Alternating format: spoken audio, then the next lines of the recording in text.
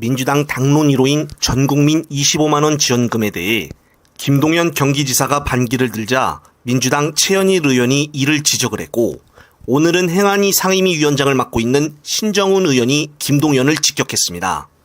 신정훈은 김 지사의 발언이 유감스럽다며 자기 당 정책에 바람을 빼는 것은 적절치 않다고 말을 했고, 민주당의 보편적 복지 정책을 부정하는 것으로 비칠 수 있다고 큰 우려를 표명했습니다. 최근 들어 계속적으로 김 지사가 이 대표의 반기를 드는 언행을 계속 언론에 보여주고 있으며 마치 본인이 민주당 다음 대선 주자로 큰 착각을 하고 있는 것 같습니다. 얼떨결에 이 대표 도움으로 경기지사가 된 것을 지금 잠시 잃어버렸나 봅니다. 한편 오늘 국힘당이 지난 7월 24일에 있었던 방통위 이진숙 후보자 청문회에 있어서 시작 전 이진숙의 입장을 방해를 했다며 언론노조위원장과 민주당 한준호 의원을 공무원 집행방해와 국회법 위반 등의 혐의로 경찰에 고발을 했다고 합니다.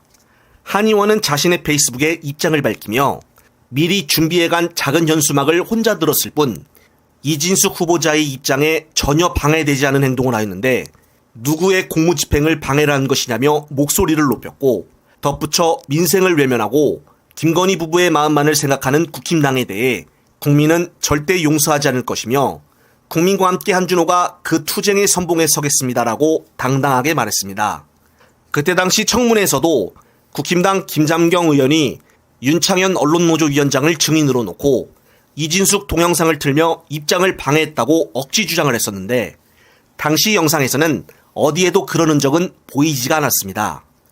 국힘당이 없는 제도 있게 만드는 검찰의 백을 믿고 무차별 고소고발을 남발하는 것이 아닌가 싶은데, 여당 역할도 제대로 못하는 국민의 짐이 계속적으로 일은 안 하고 국민 혈세만 낭비하고 있습니다. 정말 한심할 뿐인데요. 한편 의료 대란으로 욕을 바가지로 먹고 있는 복지부가 의사수가 모자라 응급실에 군의관을 배치한다고 발표를 했는데, 만약 군의관들이 이 명령을 어길 시에는 징계를 하겠다고 발표했습니다. 정말 오늘날 대한민국 민주주의 국가에서 이런 일이 있을 수가 있는 것인지 어처구니 없는 상황인데요.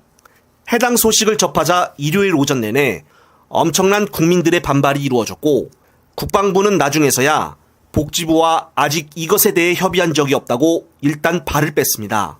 대한민국에서 있을 수 없는 역대급 의료 대란을 일으켜놓고 대처도 이런 대처를 하고 있다니 정말 윤 정부 들어 있을 수 없는 믿기 힘든 일들이 계속 일어나고 있습니다. 아직도 3년 남짓 남았는데 정말 각자 도생이란 말이 왜 자꾸 나오는지 실감이 갈 뿐입니다. 한편 오늘은 민주당 이재명 대표가 새로운 민주당 지도부들과 함께 봉하마을의 권향숙 여사와 문재인 전 대통령을 예방하는 날이었습니다. 이 대표와 조승래 대변인이 간략하게 오늘 회동에 있었던 일들을 언급을 하였는데, 요약 영상 보시면서 이번 편 마무리하겠습니다. 전에 코로나 때문에 갑자기 방문을 취소했었는데 오늘이 또 마침 노무현 전 대통령님 살아생전 생신날이어서 의미가 좀 뜻깊었던 것 같습니다. 여사님께서 건강하셔서 보기 좋았습니다. 다른 부분은 우리 비서께서 말씀드리도록 하겠습니다. 고생하셨습니다. 감사합니다. 처음 이제 문재인 대통령께서 이제 새로운 지도부가 출범이 돼서 평산마을을 방문해 준 거에 대해서 감사의 뜻을 전하셨고, 그 어느 때보다도 강하고 일사불란한 지도부가 이끄는 이 민주당이 재집권을 위해서 더 적극적으로 활동했으면 좋겠다라는 말씀을 하셨고, 관련해서 조금 전에 그 안보 문제에 대해서 말씀하셨습니다만, 민주당이 지금 잘하고 있고 민생과 정책뿐만 아니라 안보와 국방 문제에 대해서도 보다 더 적극적으로 행보를 좀 보여주는 게 어떻겠나라는 말씀을 하셨고, 그런 측면에서 재집권을 위해서 지지층 기반을 좀 넓히는 작업들을 했으면 좋겠다. 부산, 울산, 경남 같은 경우 특별히 지난 총선에 45% 정도의, 특히 부산 같은 경우 득표를 보였는데 당이 조금 더 관심을 갖고 활동한다면 더 큰 지지를 받게 될 것이다, 이런 말씀을 하셨고요. 특별히 민주당이 재집권을 위한 이런 준비를 좀 하셨으면 좋겠다라는 말씀을 하셨고, 특별히 최근에 그 부분에 대해서는 이재명 대표와 문재인 대통령이 공감을 하신 게, 준비되지 않은 대통령이 집권을 해서 지금 이 나라를 엄청나게 혼란으로 몰고 가고 국민들의 불안을 키우고 있는 이 상황이 국민들의 걱정이 매우 크지 않습니까? 이 부분에도 공감을 하죠. 그렇기 때문에 민주당은 정말로 잘 준비를 해서 했으면 좋겠다라는 말씀을 하셨습니다.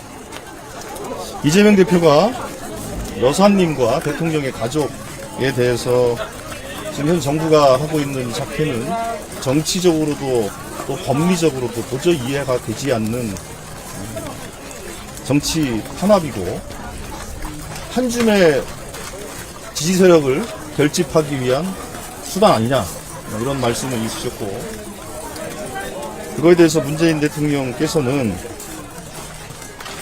기본적으로 나나 가족이 감당할 일이지만 당에게 고맙게 생각한다. 당당하게 강하게 임하겠다 이런 말씀을 하셨고 그분이 지난 정부까지 진행했던 검찰개혁의 미완에 대해서 공감을 했고 지금 현재 이 검찰권이 검찰의 수사가 흉기가 되고 정치보복의 수단으로 되고 있는 이 현실에 대해서 같이 개탄을 하고 공감을 하셨습니다. 예. 잠시 주목해 주시기 바랍니다. 구독자분들에게 특별한 선물을 준비했는데요. 제가 항상 여러분들 때 강조드리는 말씀이 있습니다. 이슈와 뉴스만 꾸준히 챙겨보셔도 충분히 돈을 벌 수 있다고 말씀드리는데요. 여기 보이시는 채널의 영상을 보시면 어떤 생각이 드시나요? 그냥 눈에 보이시는 뉴스와 영상만 보시고 아무 생각이 없으신가요? 그렇다면 저는 잘못된 것이라고 말씀드리고 싶습니다. 그 이유가 무엇이냐면 제가 8월 초에 뭐라고 말씀드렸나요? 지금은 바이오에 관심을 가져야 한다라고 뉴스만 보고 넘기지 마시고 투자를 직접적으로 생각해봐야 한다고 말씀드렸는데요. 이런 썸네일들과 영상을 통해서 충분히 구독자님들께도 전달이 되셨을 겁니다. 이런 바이오 이슈가 되었을 때 부자들은 어떻게 생각할까요? 바이오 관련주는 무엇이 있는지, 어떤 종목이 가장 좋을지, 어디에 투자해야 돈이 몰릴 수 있는지 자연스럽게 생각한다고 말씀드렸습니다. 지난번에 구독자분들과 함께하는 주식으로 수익 내기를 진행했었는데요. 100% 무료로 진행을 했고 이 사진을 보시면 아시겠지만 구독이라는 문자 메시지를 남겨주신 모든 시청자분들께 이렇게 바이오 관련주 중에 가장 급등할 확률이 높은 딱 한 종목을 드렸습니다.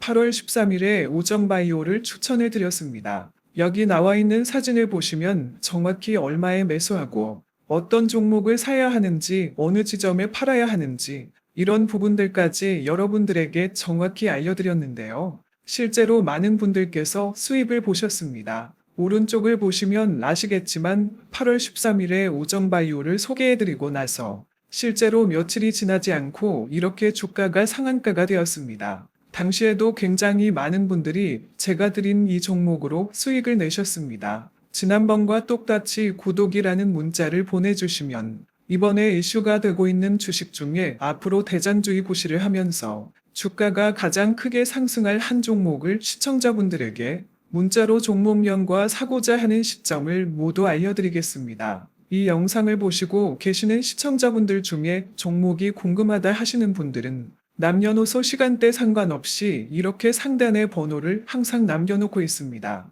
전화번호 010-8025-2352 똑같이 무료 급등 주식 문자를 보내드리겠습니다.